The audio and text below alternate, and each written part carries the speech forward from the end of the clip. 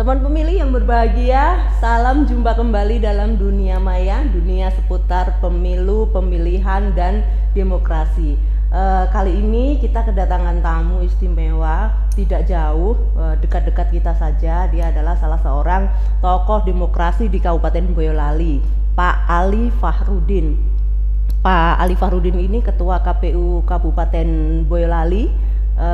Beliau menjabat di KPU selama 2 periode ini ya Pak Ali ya, 2 periode, tapi tidak bisa 3 periode, teman pemilih itu ya.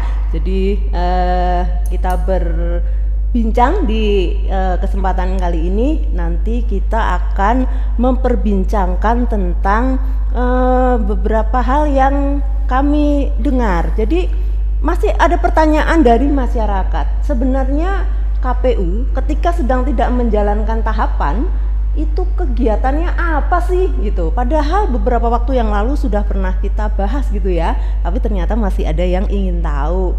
Sekarang di 2021 kemarin kegiatannya KPU apa, di 2022 kegiatannya KPU apa, aktivitasnya apa, seperti itu. Nah Pak Ali, ada pertanyaan-pertanyaan seperti itu dari masyarakat.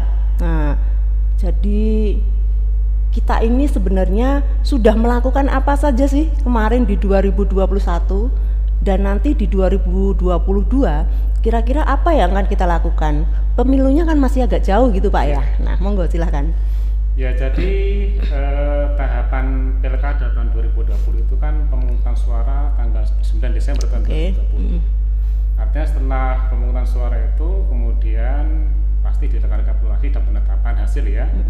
Setelah itu memasuki di tahun 2021, kegiatan kita apa? Ya pasti membuat pelaporan maupun evaluasi atas tahapan yang kita lakukan.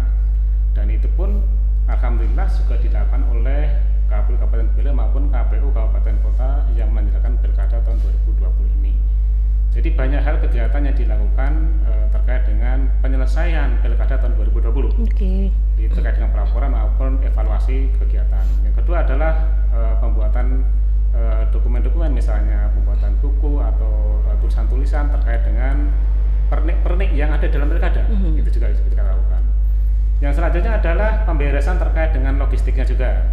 Jadi setelah melalui proses tahapan selesai, kemudian kami juga melakukan dokumentasi arsip, kemudian pengarsipan, setelah itu digitalisasi, karena kan zaman sekarang ini kan semuanya serba digital, maka dokumen-dokumen yang dimiliki oleh KPU Kabupaten Boyolali semuanya digitalisasi. Harapannya nanti ketika masyarakat akan mengakses itu lebih mudah. Dan itu juga terkait dengan pengembangan web kita maupun medsos maupun media-media sosial yang dimiliki oleh KPU Boyolali dalam berkomunikasi kepada masyarakat. Yang selanjutnya adalah memang salah satunya juga terkait dengan pendidikan politik atau pendidikan pemilih kepada masyarakat juga menjadi salah satu tanggung jawab penyelenggara yaitu KPU, selain juga dari pihak yang lain. Dan ini juga kita lakukan dengan berbagai cara. Artinya apa? Bahwa untuk menyongsong pemilu dan pemilihan tahun 2024 ini memang masih agak lama, tapi tahapan-tahapannya itu sudah dilakukan, yaitu dilakukan di tengah Jakarta terkait dengan penyusunan anggaran maupun peraturan perundang-undangan. Di sisi lain kami juga melakukan pendidikan politik maupun pendidikan kepada masyarakat. Yang kedua adalah juga kami di KPU Kabupaten Boyolali maupun KPU Kabupaten Kota yang menyelenggarakan pilkada juga untuk menyongsong pemilu dan pemilihan tahun 2024 ini juga melaksanakan pemutakhiran data pemilih berkelanjutan, dan itu juga sudah dilakukan dan alhamdulillah sejauh ini juga bisa berjalan dengan baik, karena pemutakhiran data pemilih berkelanjutan ini adalah sebagaimana amanat Undang-Undang 7 tahun 2017 tentang pemilu, bahwa KPU diminta untuk tetap melakukan pemutakhiran data pemilih berkelanjutan meskipun tidak ada tahapan. Dan itu sudah kita lakukan. Kami berkoordinasi dengan stakeholder yang terkait, baik itu Dinas Dukcapil, kemudian pengadilan, kemudian Departemen Kementerian Agama, kemudian TNI Polri dan pihak-pihak yang terkait. Langkah-langkah ini dilakukan untuk membuat data pemilih itu lebih valid lagi.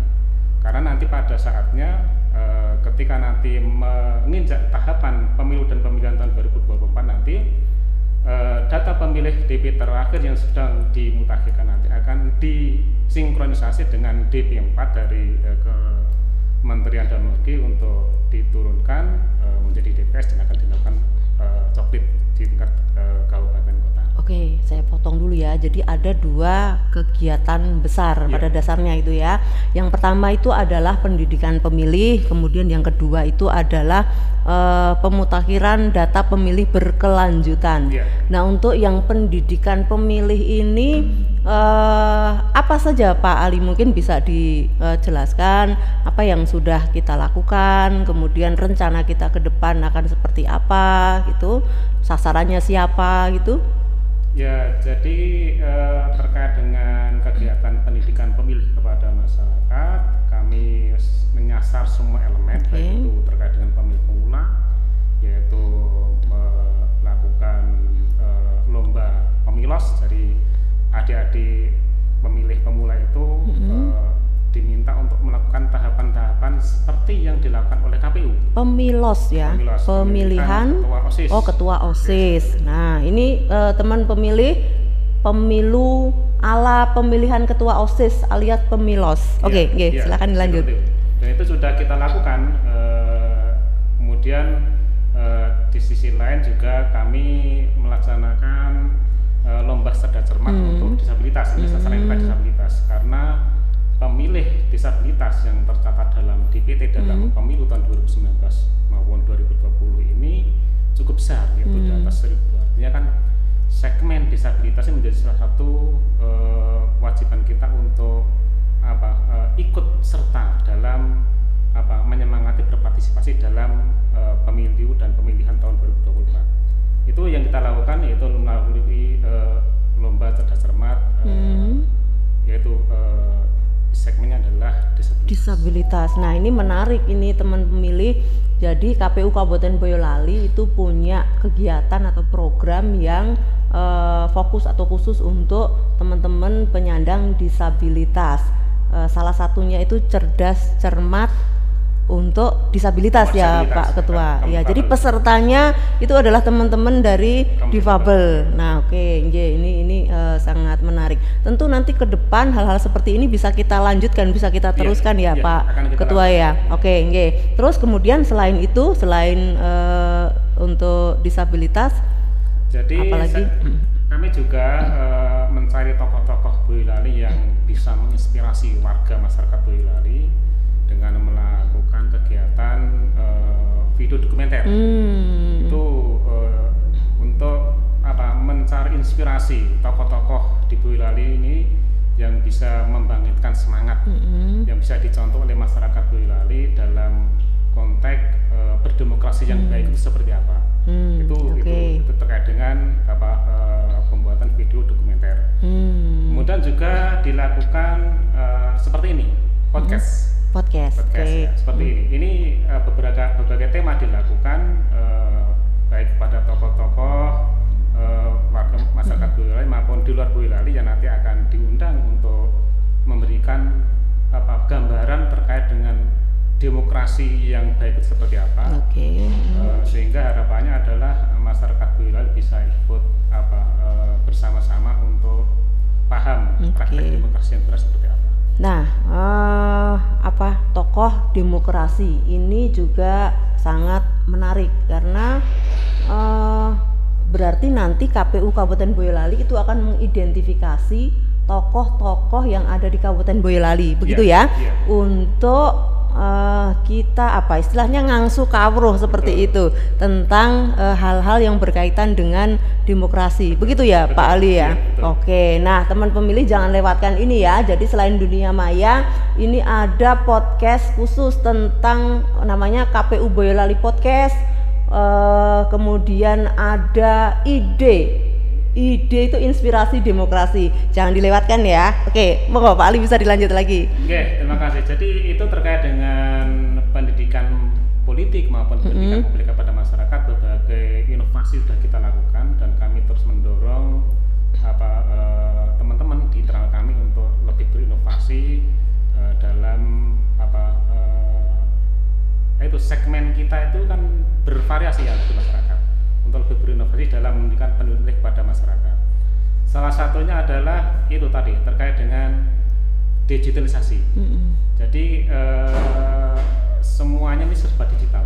Dunia itu ada di tangan melalui apa? Dalam genggaman. Genggaman seperti itu.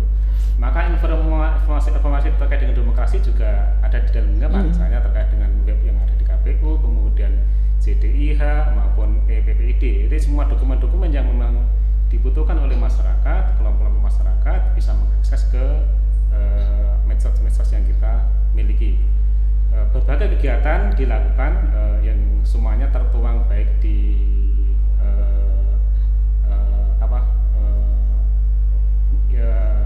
banyak hal ya itu. Kemudian juga inovasi-inovasi kegiatan-kegiatan yang kita lakukan juga insya Allah akan kedepannya akan semakin baik. Kalau yang EPPID tadi saya ingat ada beberapa orang itu menanyakan, jadi ini kok kami cari ini di websitenya KPU Boyolali belum ada, mencari data tentang perolehan kursi belum ada, seperti itu. Apakah memang karena websitenya masih baru atau ke depan memang ada rencana itu kapan mau ditampilkan begitu Pak Ali? Iya, jadi EPPID itu memang sekarang ini mencari data itu tidak harus berkunjung ke KPU, data bisa melalui medsos atau media digital oleh KPU yaitu di EPPID.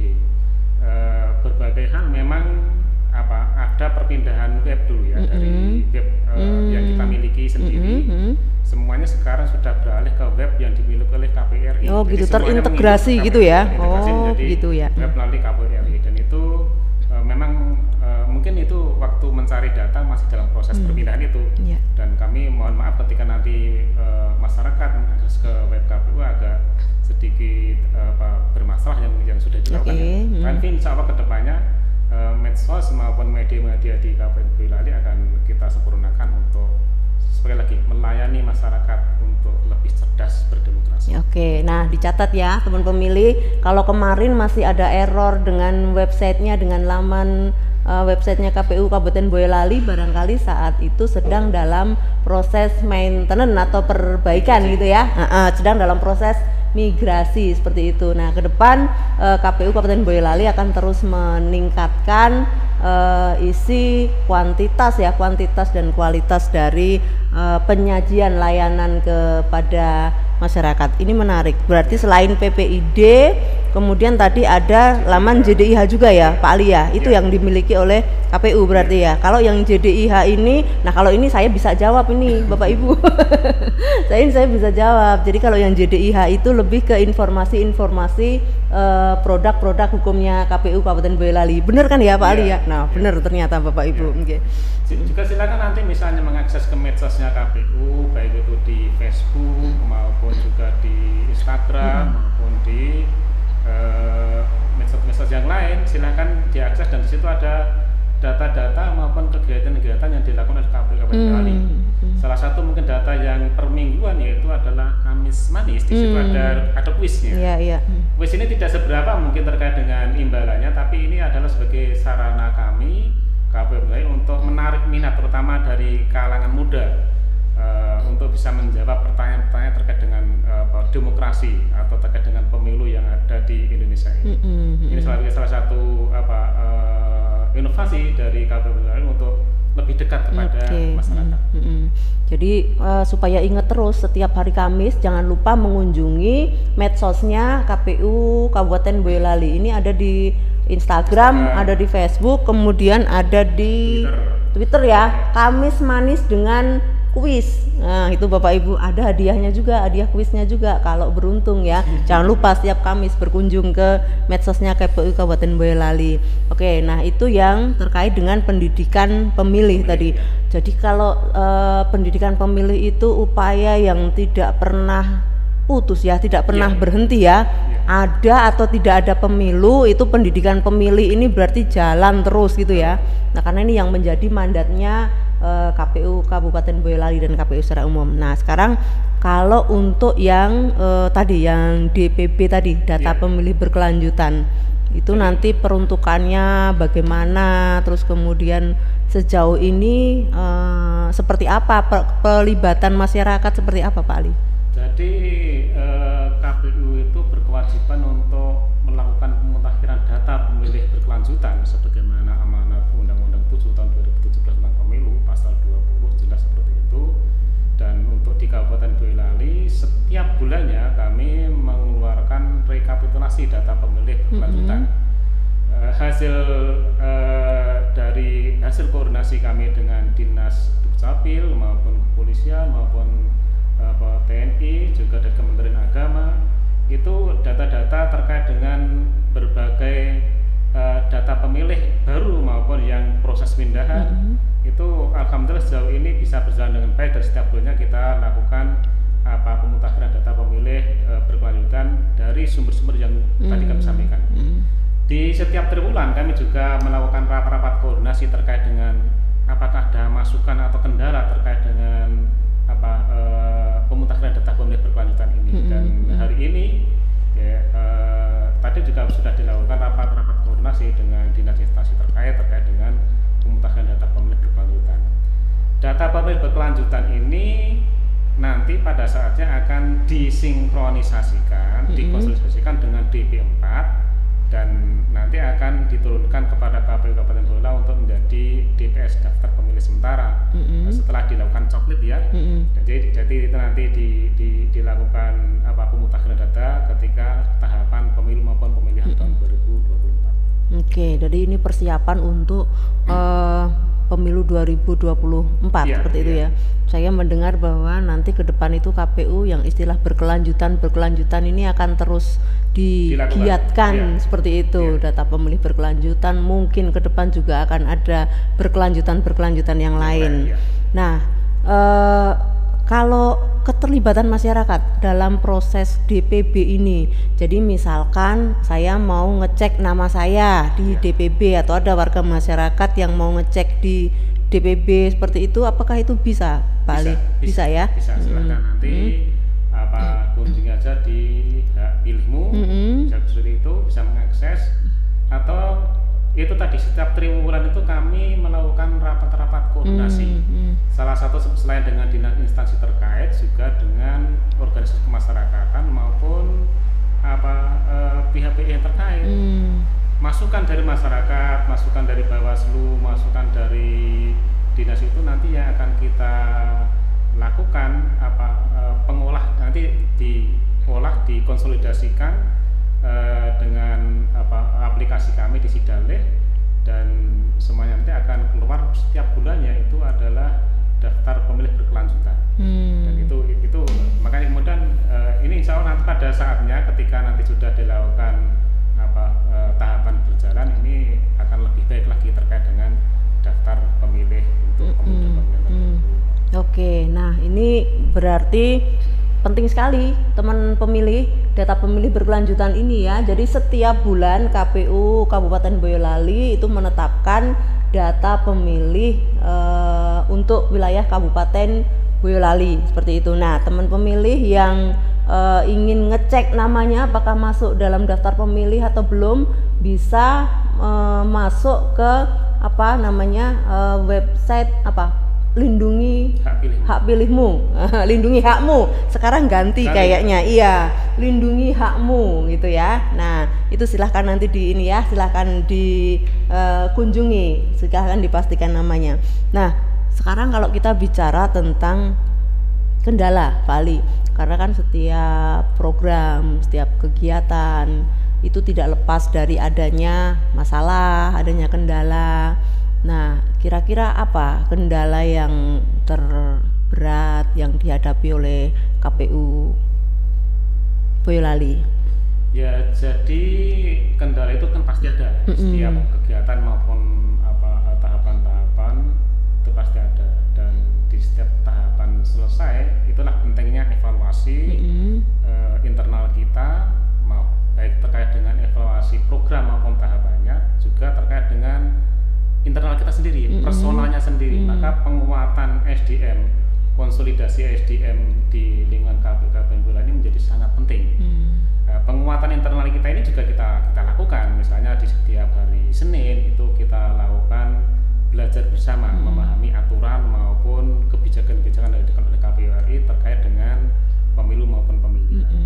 Ini yang juga menjadi salah satu kegiatan-kegiatan kita setiap Senin, insya Allah akan tetap berjalan untuk penguatan internal kita. Oke. Jadi semacam capacity building gitu. Betul. Ya, penguatan internal, karena teman pemilih, personil penyelenggara pemilu itu juga butuh untuk belajar, begitu ya, butuh untuk belajar, butuh untuk berefleksi seperti itu, dan kita ada banyak aturan, banyak regulasi gitu kan, yang itu harus kita pahami persepsinya bersama-sama. Nah, ternyata KPU Kabupaten Boyolali punya kegiatan atau program setiap seminggu sekali itu setidaknya dilakukan belajar bersama regulasi-regulasi yang ada atau penyamaan persepsi seperti itu. Itu ya Pak Ali ya, salah satu kendalanya ya tadi ya. Nah, kalau selain berarti SDM yang paling utama. Tapi kalau ngomong-ngomong tentang SDM itu ini jumlah personil di KPU Kabupaten Boyolali ini kira-kira apakah sudah cukup memadai jumlahnya, kemudian kapasitasnya untuk nanti menghadapi pemilu 2024. Ya, gitu. Jadi kami di Kabupaten Boyolali itu PNS-nya alhamdulillah sudah cukup ya. Artinya kan sudah 19 PNS ya. Itu sudah cukup, ditambah juga beberapa tenaga pendukung. Ini yang akan kita maksimalkan nanti ya, yang akan kita maksimalkan untuk persiapan pemilu dan pemilihan 2024. Maka perlu tadi capacity building atau penguatan internal kita untuk bisa lebih minimal memahami aturan itu sama, kemudian bagaimana teknik cara melaksanakan kegiatan-kegiatan itu yang selalu kita lakukan di setiap hari Senin ketika selesai apel pagi itu lah. Kemudian memang ada beberapa hal yang memang perlu kita perkuat, baik itu di internal kita sendiri, tapi juga terkait dengan aturan-aturan yang baru ini memang itu tadi perlu kita implementasikan secara bersama-sama. Artinya kan komisioner maupun sekretaris dan ibu kasubag dan staf Kabupaten Boyolali itu minimal ada persepsi yang sama terkait dengan pemahaman undang-undang maupun aturan terkait dengan tahapan maupun program pemilu dan pemilihan tahun 2024. Oke, jadi ini penting sekali gitu kan ya, karena di jajaran penyelenggara harus paham, harus tahu gitu kan sebelum menyampaikan kepada pihak lain. Jadi kita sendiri harus tahu, harus paham gitu ya. Itu tentang kendala gitu ya. Nah, kalau selain dua hal itu, kendala selain SDM, gitu. Kalau SDM itu saya pikir kan itu sesuatu yang klasik gitu ya. Setiap kali menuju ke pemilu, karena kita mengorganisir banyak sekali masyarakat, termasuk dalam proses logistik, prosesnya seperti itu gitu kan.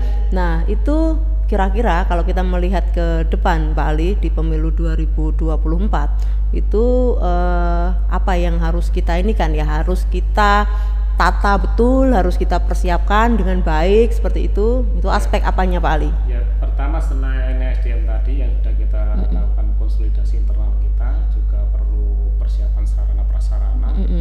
Jadi KPU itu kan memang banyak kegiatan, banyak logistik maupun peralatan-peralatan yang harus diamankan di situ.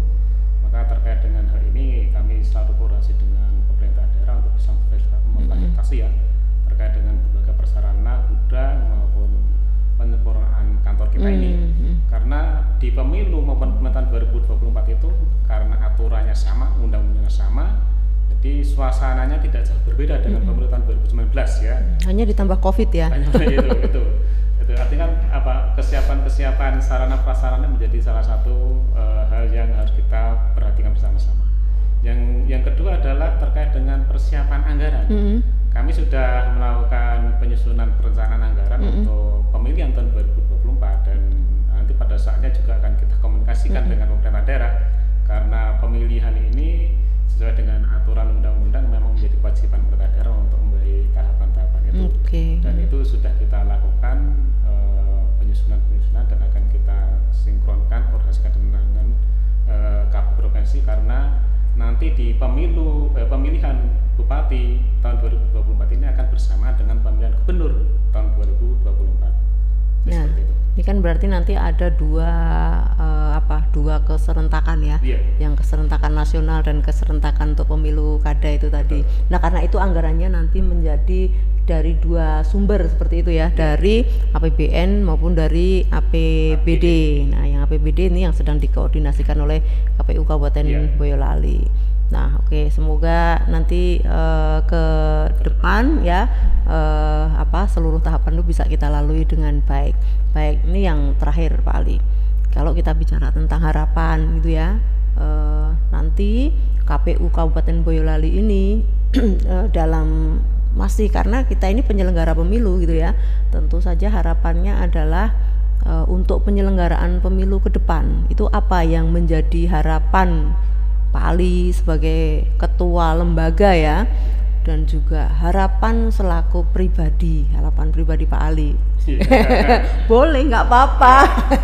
Ya, jadi kegiatan-kegiatan yang sudah kita lakukan ini kami berusaha untuk selalu melibatkan peran serta masyarakat ya, maupun pihak-pihak yang terkait, dengan biarkan kami sibuk sendiri. Artinya kan untuk menyempurnakan atau untuk mendukung kegiatan-kegiatan menyongsong pemilu dan tahun 2024 ini, kami memang perlu dukungan dari semua pihak, baik pemerintah daerah maupun stakeholder yang terkait, juga peran serta masyarakat secara umum, baik itu dari LSM, perwakilan masyarakat maupun peserta pemilu maupun masyarakat secara keseluruhan. Karena apa? Karena itu tadi, semakin banyak peran serta masyarakat ini, insya Allah nanti pemilu maupun pemilihan tahun 2024 itu bisa semakin baik lagi kualitasnya. Meskipun kemarin ya alhamdulillah ya, untuk partisipasi pilkada tahun 2020 itu cukup tinggi, yaitu 78,85% ya, itu cukup tinggi. Tapi kami tidak puas di situ. Artinya kan kualitas pemilu dan pemilihan itu menjadi salah satu fokus KPU Kabupaten Boyolali untuk lebih ditingkatkan lagi. Kalau secara pribadi ya kami sangat berharap bahwa tahapan pemilu maupun pemilihan tahun 2024 itu bisa berjalan dengan baik. Siapapun hasilnya, siapapun pemenangnya adalah produk kita bersama, baik itu penyelenggara maupun masyarakat, khususnya di wilayah maupun di Indonesia. Oke, Pak Ali, boleh nggak ngasih bocoran? Oh iya. Itu. Jadi biar teman pemilu juga biar tahu gitu ya. Apa sih nanti strategi untuk mempersiapkan atau mensukseskan pemilu serentak 2024 gitu? Jadi ini kan zaman keterbukaan ya, semuanya kan serba terbuka, tidak bisa ditutup-tutupi lagi. Insya Allah nanti terkait dengan persiapan anggaran, kami akan selalu koordinasi dengan KPU Provinsi, karena nanti di pemilihan tahun 2024 ini adalah pemilihan gubernur juga pemilihan bupati Kabupaten Boyolali. Demikian juga terkait dengan kesiapan sosialisasi kepada masyarakat maupun kepada peserta pemilu. Itu insya Allah kami juga nanti di tahun 2022 ini akan melakukan sosialisasi terkait dengan misalnya verifikasi partai politik maupun daerah pemilihan, yang itu menjadi salah satu hal yang sangat urgent bagi peserta pemilu untuk memahami bersama apa atau regulasinya, apa yang nanti akan dilakukan oleh KPU RI terkait dengan kebijakan, baik itu pendaftaran partai politik maupun penataan daerah pemilihan. Itu yang terdekat yang salah akan dilakukan di tahun 2022 ini. Itu. Maka kemudian koordinasi komunikasi dengan Bawaslu, dengan pemerintah daerah, dengan DPRD maupun dengan pihak-pihak yang lain itu menjadi sangat penting. Juga komunikasi kita dengan masyarakat secara umum, karena peran serta masyarakat ini menjadi salah satu pesemangat kita, menjadi satu proyeksi kita ketika kita ada kesalahan-kesalahan bisa diminimalisir dari dini. Maka melibatkan peran serta masyarakat, baik itu organisasi kemasyarakatan maupun tokoh-tokoh agama dan secara keseluruhan masyarakat umum itu menjadi sangat penting. Silahkan diakses di medsos maupun di web KPU Kabupaten Boyolali, memberikan masukan apa yang harus kita lakukan untuk persiapan pemilu dan pemilihan tahun 2024. Karena tadi saya sampaikan undang-undangnya sama, maka situasi dan kondisinya juga tidak jauh berbeda dari pemilu tahun 2019. Maka kami terbuka masukan dari masyarakat untuk perbaikan penilaian kami untuk baik kepada peserta pemilu maupun kepada pemilih dalam proses pemilu dan pemilihan tahun 2024.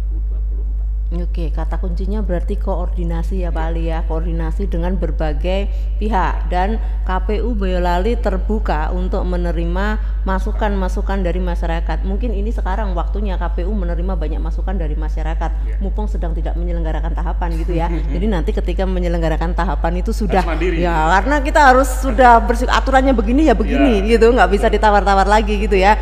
Teman pemilih silahkan untuk memberikan masukan ya sebanyak-banyaknya kepada KPU Kabupaten Boyolali ya. Kalau katanya kan masukan kritik itu bagian dari rasa sayang kepada KPU gitu kan ya Pak Ali ya. Kita mengharapkan ada banyak masukan, banyak saran, banyak kritik ya kepada KPU Kabupaten Boyolali. Baik teman pemilih yang berbahagia dimanapun Anda berada, saya kira perbincangan dengan Pak Ali kita akhiri sampai di sini. Tetapi kalau masih mau quality time dengan Pak Ali, silahkan untuk datang ke KPU Kabupaten Boyolali. Sekali lagi kita terbuka dari jam 8 pagi sampai jam 4 sore ya Pak Ali ya, jam kerjanya. Seperti itu. Silahkan untuk kita punya RPP juga Pak Ali ya, yang di dalamnya itu ada koleksi buku-buku tentang kepemiluan ya. Itu boleh untuk dibaca, tapi kayaknya nggak boleh kalau untuk dibawa pulang, nggak boleh untuk dipinjam ya, boleh diakses di KPU Kabupaten Boyolali. Baik, terima kasih sudah bersama dengan Dunia Maya. Kita bertemu dalam Dunia Maya episode selanjutnya.